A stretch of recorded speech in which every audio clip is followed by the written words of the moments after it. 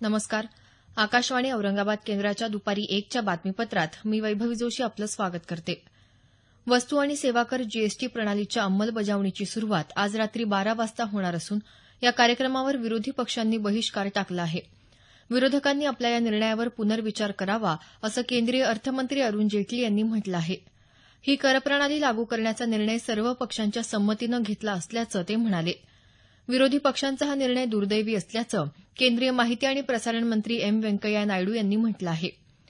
दरम्यान जीएसटी लागू झाल्यानंतर कमी झालेल्या करांचा लाभ पारदर्शक पद्धतीनं ग्राहकांपर्यंत पोहोचवण्याचं आवाहन जेटली यांनी केलं आहे. नवी दिल्ली इथं झालेल्या उद्योग महासंघाच्या बैठकीत ते बोलत होते. आधार क्रमांक किंवा त्यासाठी देण्यात आलेल्या नोंदणी ओळख क्रमांकाशिवाय करदात्यांना 1 जुलैपासून प्राप्तिकर विवरणपत्र भरता येणार नाही असं आयकर विभागानं सांगितलं आहे. मात्र कोणत्याही परिस्थितीत पॅन रद्द केलं जाणार नाही असं विभागानं नमूद केलं आहे. जे नागरिक 1 जुलैपर्यंत आधार पॅनशी जोडू शकणार नाहीत त्यांना ई प्राप्तिकर विवरणपत्र भरताना भारतीय विशिष्ट ओळख प्राधिकरणानं दिलेल्या क्रमांकाचा उल्लेख करण्याचा पर्याय असेल आणि ते या दोन्ही विशिष्ट क्रमांकांना जोडण्याचं वैध माध्यम मानलं जाईल असं प्राप्तिकर विभागाच्या वरिष्ठ अधिकाऱ्यांनं सांगितलं आहे. तसंच जे पॅन आधारशी संलग्न नाही ते रद्द केलं जाणार नाही. पॅनसाठी अर्ज करताना 1 जुलैपासून आधार अनिवार्य करण्यात आलं आहे. युरोपियन नेत्यांनी पुढच्या आठवड्यात होणाऱ्या G20 शिखर परिषदेत ऐतिहासिक पॅरिस हवामान कराराचं समर्थन करण्याचा निर्णय घेतला आहे. वॉशिंग्टनबरोबरच्या प्रदीर्घ संबंधांचा आदर आहे, मात्र जागतिक तापमान वाढीच्या समस्येवर तोडगा काढण्यापासून मागे हटणार नसल्याचं जर्मनी, फ्रान्स, इटली आणि युरोपियन संघाच्या नेत्यांनी म्हटलं आहे. येत्या 7 आणि 8 जुलैला जर्मनी इथं होणाऱ्या या परिषदेत पंतप्रधान नरेंद्र मोदी भारताचं प्रतिनिधित्व करणार आहेत. दहशतवादाचा सामना करण्यासाठी विविध उपाययोजनांवरही या परिषदेत चर्चा होणार आहे.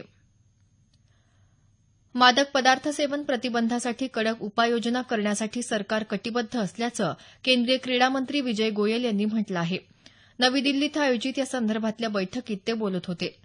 डोपिंगची कारणं शोधून काढण्याला आपलं मंत्रालय प्राधान्य देत असल्याचं ते म्हणाले. जम्मू काश्मीरमध्ये हवामानाच्या स्थितीत सुधारणा झाल्यामुळे पहलगाम आणि बालटाल मार्गे जाणारी अमरनाथ यात्रा पुन्हा सुरू झाली आहे. या भागात मुसळधार पाऊस पडत असल्यामुळे यात्रा काही तासांसाठी थांबवण्यात आली होती. दक्षिण मध्य रेल्वे आषाढी एकादशीनिमित्त पंढरपूरला जाणाऱ्या भाविकांच्या सोयीसाठी आदिलाबाद, नगरसोल आणि अकोला इथून विशेष रेल्वे गाड्या सोडणार आहे. आदिलाबाद पंढरपूर ही गाडी 3 जुलैला सकाळी 9 वाजता आदिलाबाद इथून सुटून दुपारी 1 वाजता नांदेड इथं आणि परभणी परळी मार्गे 4 तारखेला पहाटेच्या सुमारास पंढरपूरला पोहोचेल. नगरसोल पंढरपूर ही गाडी नगरसोलहून संध्याकाळी 5:30 ला सुटून औरंगाबाद, परभणी, परळी, लातूर मार्गे पंढरपूरला सकाळी 10 वाजता पोहोचेल. अकोला पंढरपूर ही गाडी अकोल्याहून 3 जुलैला रात्री 8 वाजता सुटेल. या गाडीचे डबे परभणी इथं नगरसोल पंढरपूर गाडीला जोडण्यात येणार आहेत. दरम्यान आषाढी एकादशीनिमित्त पंढरपूर इथं अतिरिक्त रेल्वे सोडण्याची मागणी महसूल मंत्री चंद्रकांत पाटील यांनी रेल्वेमंत्री सुरेश प्रभू यांच्याकडे केली आहे. आषाढी वारीसाठी निघालेली संत ज्ञानेश्वर महाराजांची पालखी आज माळशिरसहून बेळापूरकडे मार्गस्थ झाली. पालखीचं दुसरं गोल रिंगण खुडूसफाटा इथं पार पडलं. संत तुकाराम महाराजांची पालखी अकलूजचा मुक्काम आटोपून बोरगावकडे मार्गस्थ झाली. माळीनगर इथं पालखीचा उभा रिंगण सोहळा पार पडला. तर पैठणहून निघालेली संत एकनाथ महाराजांची पालखी कुर्डूहून अरणकडे मार्गस्थ झाली. जुलै-ऑगस्ट 2017 मध्ये घेण्यात येणाऱ्या इयत्ता 10वीच्या पुरवणी परीक्षांसाठी ऑनलाईन अर्ज सादर करण्याची मुदत शिक्षण मंडळानं वाढवली आहे. उद्यापासून अतिविलंब शुल्कासह ऑनलाईन अर्ज स्वीकारले जातील. सर्व माध्यमिक शाळांनी याची नोंद घ्यावी असं आवाहन राज्य माध्यमिक आणि उच्च माध्यमिक शिक्षण मंडळानं केलं आहे. तुर्की इथं सुरू असलेल्या अंताल्या खुल्या टेनिस स्पर्धेत भारतीय टेनिसपटू लिएंडर पेसचं पुरुष दुहेरीतलं आव्हान संपुष्टात आलं आहे.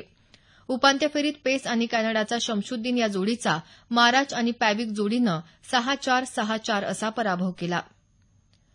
याबरोबरच हे बातमीपत्र संपलं. आमचं यानंतरचं बातमीपत्र सायंकाळी 5:25 मिनिटांनी.